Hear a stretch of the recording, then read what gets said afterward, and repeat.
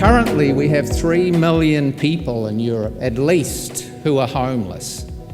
And that is without the added additions of the refugee crisis that we're facing today. 11% of households in Europe suffer from housing costs overburden. And 40% of this number live in poverty conditions. The biggest problem is with the most deprived, with the most needy, who have the least access. And this problem is typically strongest in Southern and Eastern Europe. In Western Europe, the problem is also present, but more in the big cities where the housing markets have become increasingly inaccessible for a large part of the population. Housing was not an interesting topic in the European Union, and that is logical. It started as a peace project after World War II, then it developed in an internal market project, then in a finance struggle for life system. But nowadays we have problems with economy that's going down, with migrants. As politicians tend to see more, we have to be more aware of a housing problem. We have to do more. And not in a way we say from out an ivory tower in Brussels. No, to bring people together, and some main rules in Europe on energy, on programs that make it able to give people homes, affordable homes. You look into the longer perspective.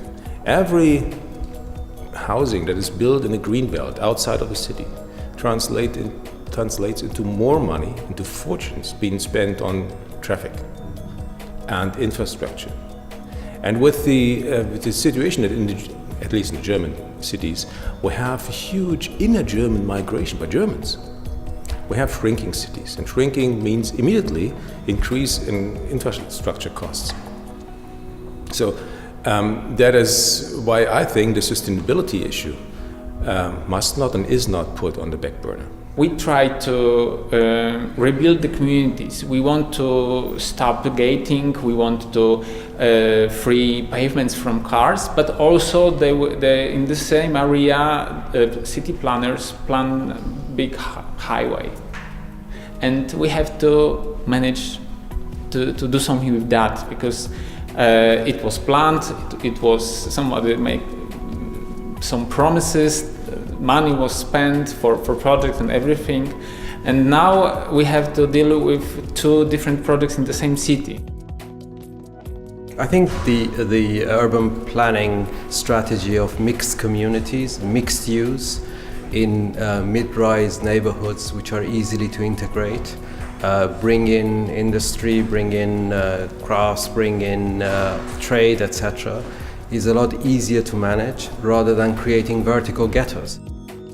Under international human rights obligations, housing is not a commodity, it is a human right.